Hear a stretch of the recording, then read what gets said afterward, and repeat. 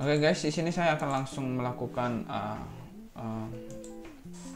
proses yang mana kita akan langsung saring sebuah saham yang cukup bagus ya. Jadi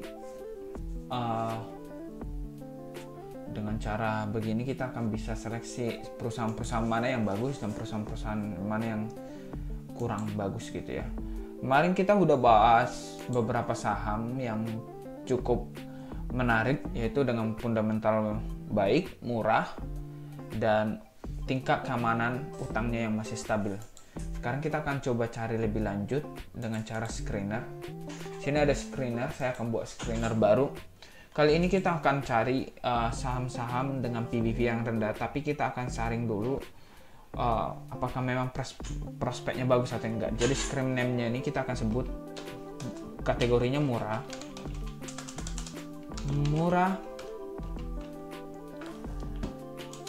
dan di sini kita mau cari potensi gain yang bagus. Murah, potensi capital gain tinggi.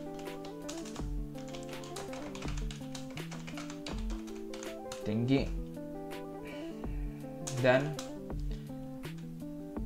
potensi murah, potensial, dan kita butuh aman ya dong. Ada yang enggak gitu, kita saring aja langsung ya. Jadi di sini akan saya buat dari saham IHSG. Yang pertama kita paling penting dengan kategori murah, yaitu kita melihatnya dari valuasi. Valuasi itu kita bisa lihat dari indikator yang disebut sebagai current to book value atau PBV ya. Nah, karena kita mau capital gain-nya, maka kita butuh saham-saham di bawah 0,6 atau di bawah 0,6 ya. PBV 0,6 artinya kita butuh dia 60% lebih rendah ya. Kemudian karena kita butuh kapital yang gain tinggi ini, maka PBV 0,6 itu udah sangat-sangat murah, walaupun nanti bakal banyak banget yang tidak kesaring ya. Dan kemudian kita butuh keamanan. Kalau keamanan maka kita tambahkan aturan baru basic ratio-nya, yaitu di bagian solvent, yaitu bagian debt equity ratio. Debt equity ratio ini menjaga kita untuk tidak terjebak dengan perusahaan-perusahaan dengan utang yang sangat tinggi, jadi kita bisa lebih aman gitu dalam berinvestasi. Nah, utang yang aman itu adalah di bawah 1 ya. Sebenarnya masih banyak sih perusahaan-perusahaan yang utangnya bisa 2 kali lipat, bahkan di atas 2 ya. Tapi bisa aja itu bertahan, tapi memiliki resiko yang tinggi juga. Kemudian karena kita butuh murah dan potensi gain yang tinggi, kita butuh suatu performa. Performa itu adalah menghasilkan keuntungan. Maka biasanya itu keuntungan diambil dari pendapatan, tapi pendapatan tidak cukup, tapi kita harus melihat dia dari performa return on equity. Jadi performa ROE yang cukup baik, karena dari ROE ini sudah menunjukkan bahwa pendapatan tersebut bagus, dan kemudian juga bisa menganalisa bahwa keuntungan yang diperoleh dari si perusahaan tersebut cukup efektif. Nah, dari return on equity, nah kita butuh di atas 10% kali ya. Pokoknya kita butuh ROE yang bisa di atas 10%, dan kita screen apakah ada. Cukup banyak, kita ada 44 saham ya. Kalau kita perhatikan di sini ada yang minus ya perusahaan-perusahaannya. Maka dari situ kita akan tambah rule pertama supaya nggak ada minus ya. Biasanya PBV yang minus ini ada ekuitasnya negatif, sehingga menghasilkan PBV yang seperti ini. Kita nggak butuh perusahaan dengan PBV yang atau nggak memiliki ekuitas negatif. Biasanya itu perusahaan yang kurang bagus. Maka daripada itu kita akan buat langsung indikator selanjutnya dari valuasinya, yaitu bagian current to book value-nya itu, PBV-nya itu di atas 0. Oke, tapi tetap di bawah 0,6. Maka kita dapatkan sekitar 19 saham. Nah, Mungkin akan saya tambahkan sedikit satu rule lagi ya. Yang paling penting adalah bagian pair. Biasanya bagian valuasi pair ini cukup memberikan positif ya, dampak positif. Tapi kita buat pairnya di atas satu aja. Oke, di sini kita bisa lihat 16 saham yang kita peroleh. Ya, ada ASRI. Dia ROE-nya lumayan. Kalau kita urutkan berdasarkan paling murah PBV-nya, ASRI ini yang paling murah nih. Kita akan recheck satu-satu ya. Pertama, ASRI Alam Sutera ini adalah bergerak di bidang properti.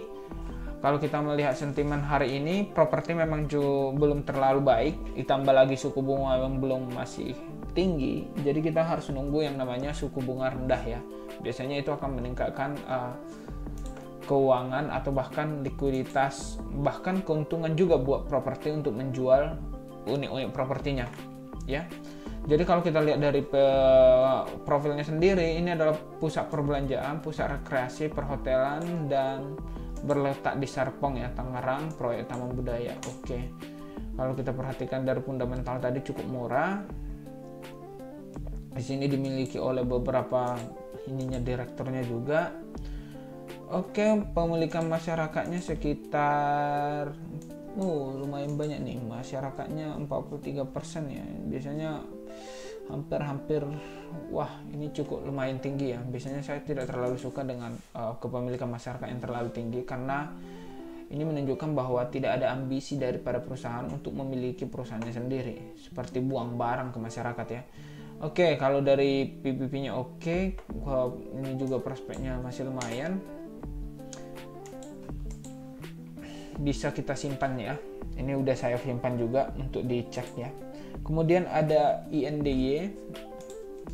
Kalau ini sepertinya ini adalah Indika Energi ya. Ini bergerak di barang sektor batubara. Memang batubara sekarang harganya masih cukup rendah ya. Kalau kita perhatikan harga batubara sepertinya masih cukup rendah. Kalau kita perhatikan di harga komoditas, saya akan cek harga komoditas dulu. Nah, ini batubara. Ya, masih turun ya. Harga batubara ini masih belum terlalu bagus, masih dalam ya penurunan ya, masih rendah. Ini harga 100, walaupun sebenarnya 100 juga masih tetap profitable. Ini bakal masih turun kayaknya.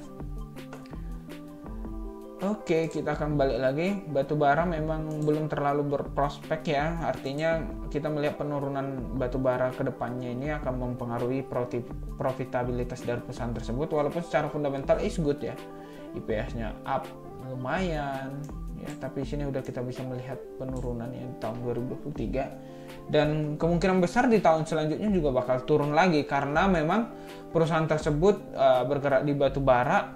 Harga batubara sangat mempengaruhi keuntungan dari perusahaan ini. Kalau mereka bisa bertahan di harga batubara yang cukup rendah dan menghasilkan profitabilitas yang cukup, ini menunjukkan bahwa efisiensi dari perusahaan ini cukup bagus. Ya, ini mengikuti ya dari harga batubara, jadi wajar saja. Kemudian kalau kita perhatiin di profilnya, ya masyarakat itu memiliki sedikit ya, 33% lah, lumayan masih bagus dimiliki oleh direkturnya. Ini menunjukkan kepercayaan diri daripada direkturnya untuk mengembangkan perusahaan. Oke, langsung lanjut lagi kita ke yang Emerald. Emerald ini adalah Mustika Ratu ya. Ini cukup brand-brand yang cukup banyak. Sekarang masih turun. Oke, Mustika Ratu ini dia bergerak dalam bidang jamu ya, kegiatan usaha berkualitas, memiliki anak perusahaan. Oke, 40 produk kecantikan. Saya rasa untuk anak-anak cewek udah cukup sering untuk mengetahui perusahaan tersebut. Kalau kita perhatiin di bagian direkturnya memiliki ya, walaupun jumlahnya sangat sedikit, tapi secara fundamental tadi kita lihat Emerald ini punya PBV yang rendah, profitabilitasnya lumayan 20%, dan ini 1,8 ya, seharusnya cukup bagus sih. Ini cuma dalam waktu kurang 2 tahun kita bisa lunas modal gitu ya, berdasarkan PE rasionya. Saya rasa Mustika Ratu ini harus saya masukkan di ini ya, saham berpotensi. Oke, saya masukkan. Jadi ini bisa jadi rekomendasi juga ya dari saham-saham murah. Kemudian Jack ya. Nah, Jack ini perusahaan apa saya belum pernah dengar juga. Kalau di sini memiliki notasi khusus, efek berkualitas. Nah, biasanya kayak gini ini bahaya nih. Biasanya ada permasalahan dari perusahaannya gitu. Kalau ada penanda-penanda gini, kalau kita lihat juga grafiknya tidak terlalu menarik dan kita perhatiin di profil. Ini kabel ya. Oh, cukup ini Jumbo Kabel Company. Memang kabel-kabelnya sekarang juga kalau kita lihat ke depannya pasti butuhin sih kabel ya, banyak juga sih. Cuman dari segi fundamental oke, tapi ini juga penghantar kabel listrik, pengantar tembaga, kabel tegangan rendah. Jadi menurutku kalau memang nanti ada pengembangan listrik ke daerah-daerah, pasti kabel ini sangat dibutuhkan ya. Dan saya rasa masih punya prospek yang cukup. Kalau kita perhatikan sell holdernya sini, sell holdernya itu masyarakat cuma memiliki 9%. Cukup bagus. Kalau berdasarkan dividen, apakah dia menghasilkan dividen ya? Ya, dia menghasilkan dividen pada 2023-20 Juni kemarin, lumayan 100. Oke, ini masih lumayan ya. Oke, kita akan langsung masuk ke Tugu. Kalau Tugu ini perusahaan asuransi ya. Oke, dari segi grafik agak bergelombang banget ya. Ini cukup diminati para trader biasanya. Tapi kalau udah melihat harganya naik ini, pakainya masih cocok untuk kita investasiin ya.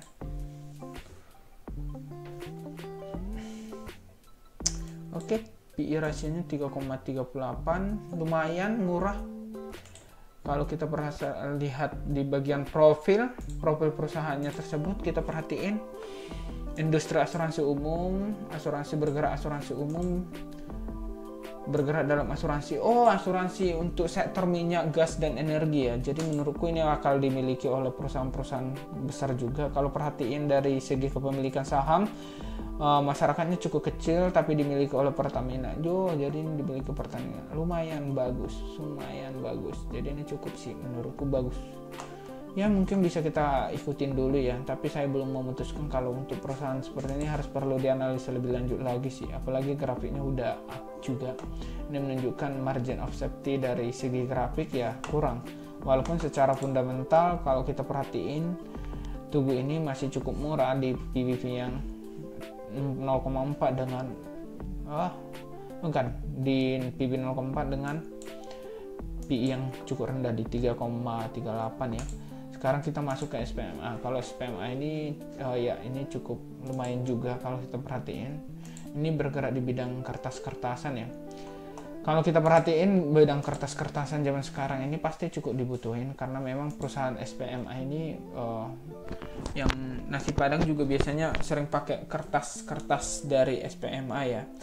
Perhatiin masyarakatnya cuman sedikit ya. Ya 7,5, 0,24 ya. Kemudian di PT Saribumi Indopower, jadi ini dimiliki oleh Saribumi ya. Kemudian dimiliki oleh beberapa orang yang saling terhubung. Oke, good. Ini masih lumayan ya, masih perlu ditingkatkan lagi karena menurutku ini udah termasuk juga perusahaan dengan kebutuhan pokok kita juga.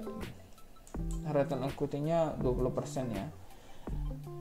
Oke, kalau kita perhatikan BSMR ini juga murah ya, murah banget. Ini bintang mitra apa ini ya? Ini bergerak di bidang apa? Jarang lihat juga. Perusahaan bergerak perdagangan investasi. Oke. Produk kimia. Oke, distribusi pemasaran produk-produk kimia. Oke. Ini jadi bergerak di bidang produk kimia. Perminyakan juga, pertambangan gas bumi. Oke, cukup banyak ya, terlalu banyak sih. Biasanya perusahaan-perusahaan yang terlalu banyak memegang ini kadang nggak fokus dengan bisnisnya ya. Jadi kadang saya takut juga karena memang perusahaan-perusahaan yang kurang fokus dengan satu bisnis itu multitasking itu sedikit mungkin akan susah ya di bagian pengembangannya karena mereka terlalu memikirkan banyak. Jadi menurut saya lebih suka dengan perusahaan-perusahaan yang fokus ya. Walaupun berdasarkan PBV yang fundamental PBV per dan ROI-nya masih cukup lumayan. Kalau kita perhatiin dari kepemilikan masyarakatnya juga, wah cukup banyak. Jadi saya kurang yakin dengan perusahaan ini. Saya akan tidak setuju ya. Ini ada IKBI. IKBI ini kayaknya kabel juga kayaknya. Iya, Sumi Kabel ya. Kabel-kabelan murah sekarang ya. Wah, grafiknya ya kalau Anda berinvestasi tahun 2020 sampai 2023 3 tahun gitu-gitu aja. Oke, langsung aja, nggak ada yang bisa ngerakin soalnya. Kalau kita perhatiin di bagian profil kabel kawat, oke. Saya akan skip sini untuk kabel-kabelannya. Saya belum melihat prospeknya dan cerita di baik itu. Ada SRSN. Kalau ini perusahaan apa ya? Kita perhatiin barang baku. Ada juga pemantauan khusus. Oke, kayaknya pemantauan khusus semua ini biasanya saya tidak terlalu suka. Kalau kita perhatiin dari profil lingkup perusahaannya, industri pakaian, kimia, kemasan plastik, perdagangan ekspor impor. Perusahaan memproduksi asam asetat, etil asetat, pupuk bioorganik. Lumayan ya. Ini perusahaan-perusahaan menghasilkan organik. Ini harganya juga di Rp60, nggak terlalu tinggi, volumenya juga nggak terlalu tinggi. Kalau kita perhatiin dari segi fundamental lumayan, tapi dari segi case statistiknya kita perhatiin dia di bagian ini 29 up terus sih ya, lumayan ya. Ini naik terus nih. Ini sesuai dengan indikator Warren Buffett. Kalau IPS-nya cukup tinggi dan naik terus, ini cukup bagus sih. Walaupun secara, kalau kita perhatiin secara ini kurang baik ya grafiknya, tapi ini prospek sih, apalagi kebutuhannya dia kebutuhan pokok ya. Saya akan ikutin, masukin ke pemantauan khusus. Dividennya juga ada, payoutnya dividennya 1,67, payoutnya 1,65. Oke, good. Cukup baik sih SRN ini. Ada energi, ini bagian energi kayaknya ya. 204 lumayan tinggi,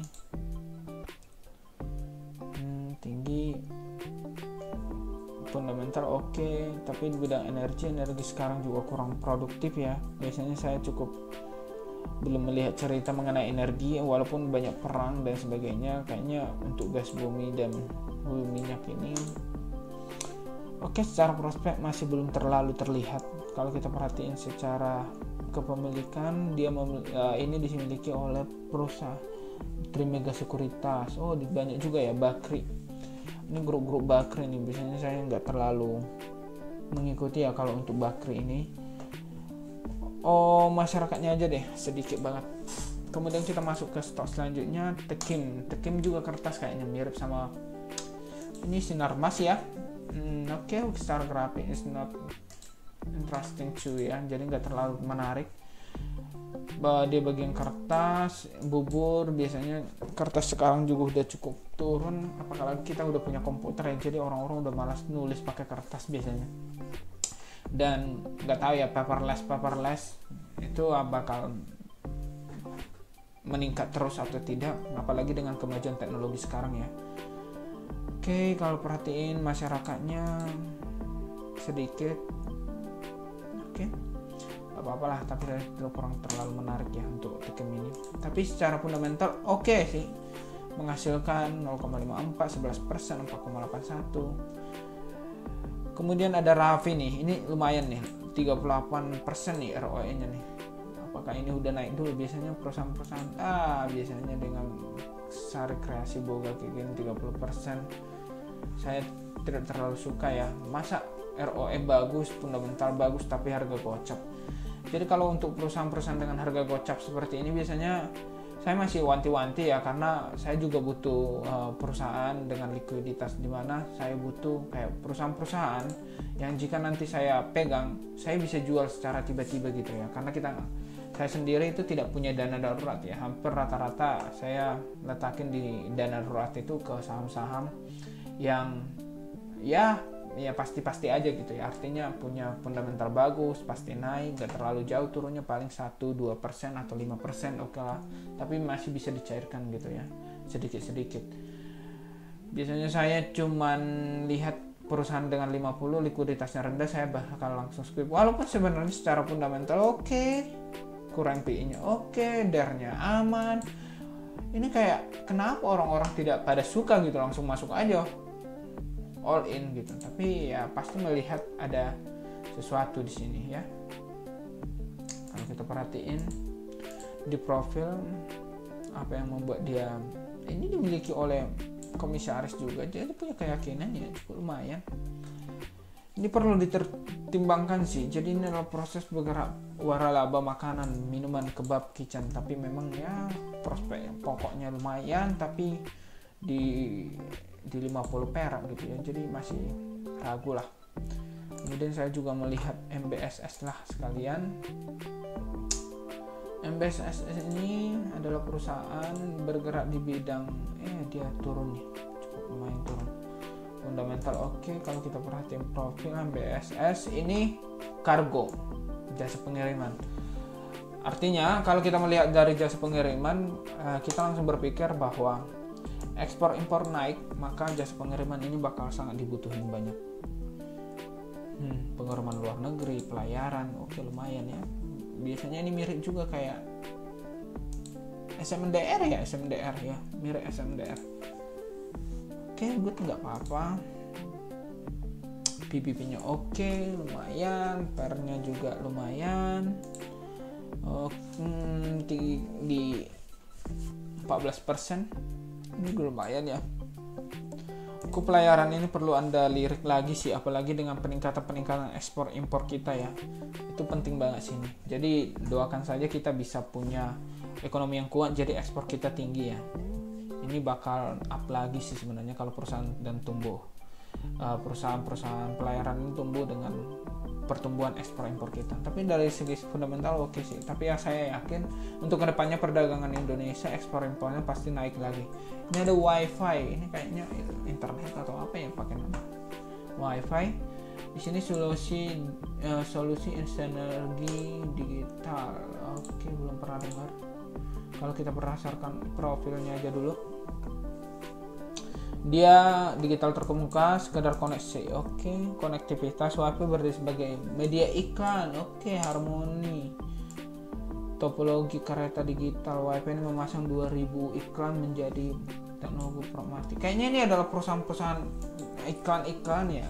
Jadi mungkin ada iklan-iklan di gerbong-gerbong kereta, mereka pasangin nih, saya lihat dari sini nih, 2000 iklan. Berdasarkan fundamental dia WiFi 10% cukup bagus, profitabilitasnya, depth-nya juga lumayan, rasionya juga lumayan. I think ini bisa jadi rekomendasi juga sih, harganya juga masih murah, likuiditas walaupun nggak terlalu besar sih ya. Ini nggak terlalu besar tapi lumayan lah, masih bisa diintip lah sedikit-sedikit ini. Walaupun kadang lihat grafiknya kok nggak pernah naik-naik, ya kita memang harus nunggu ya. Ada kemudian MLIA. Oh oke. Lihat grafiknya oke. Lumayan up ya, uptrend. Oke, di sini perdagangan hasil produk entitas, sebuah perusahaan terafiliasi aset korporasi memperbaiki meningkatkan posisi keuangan publik. Oke, ini perusahaan apa ya? PT Mulia Keramikan.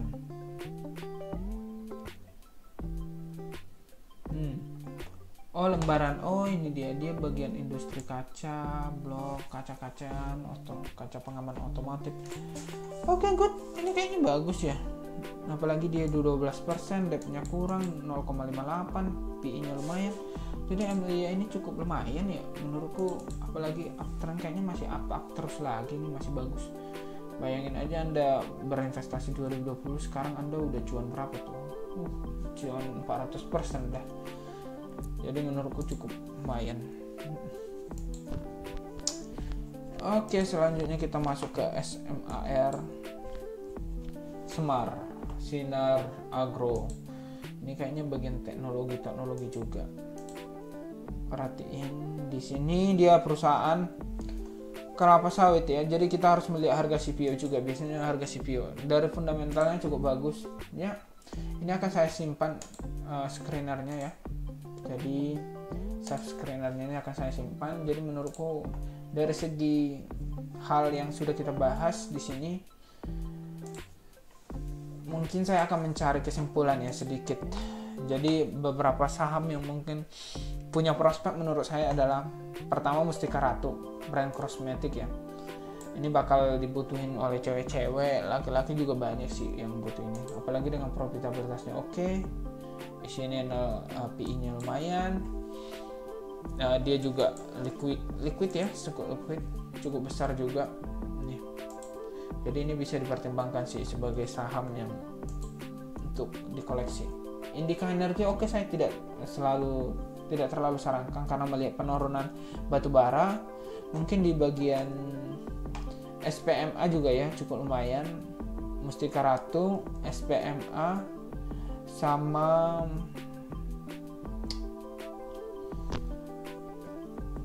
cuman dua itu sih yang menurutku cukup bagus ya, SPMA, MRAT. Sebenarnya kalau memang butuh jangka panjang, kalian juga harus lihat rasio dividen kali ya. Kalau berdasarkan ini, kalau kita perhatiin dari segi dividennya, kita tambahkan satu ini ya, mungkin satu rasio supaya kita memahami atau melihat tingkat dividennya apakah cukup bagus gitu ya. Kalau memang kita cari sedikit ada dividennya, walaupun sebenarnya fokus kita tadi di ini adalah untuk capital gain yang lumayan ya. Jadi kita butuh yang murah tapi probabilitas tinggi, debt-nya rendah kayak gitu ya. Kita perhatiin dividen aja, langsung kita buat dividen yield ya. Kita butuh dividen yield sekitar 3% cukup lah ya untuk jaga-jaga ya. Kalau kita perhatiin di atas 3%, Mustika Ratu itu tidak masuk ya, tapi yang masuk itu yang ini, dividennya cukup tinggi ya. Batu bara wajar, Jack Tugu juga lumayan. Oke, yang Jack ini lumayan ya, kabel-kabelan juga lumayan ya dividennya. Kalau dia di bawah 1 ya nggak masuk, berarti si Mustika Ratu itu tidak termasuk ke dalam saham dividen. Mungkin kalau memang Anda tertarik dengan mempertimbangkan rasio dividen, saya rasa tidak perlu ini ya, terlalu melihat yang lainnya. Ini juga punya dividen yang lumayan. Ini ada bisa lunas modal dari dividen kalau memang tipe yang dividen hunter ya, atau dividen yang dibutuhin. Tapi kalau saya sendiri, saya cukup di bagian tadi itu adalah SPMA. Saya juga nggak terlalu berharap harus dividen banget. Saya butuh ke pertumbuhan perusahaan yang menghasilkan capital gain, tapi di akhirnya nanti bisa membagikan dividen, itu sudah cukup bagus menurut saya. Jadi semua orang punya perspektifnya sendiri, tapi itu adalah pembahasan hari ini yang mungkin bisa kita gunakan untuk menganalisis daripada saham murah capital gain yang cukup tinggi dengan fundamental yang baik.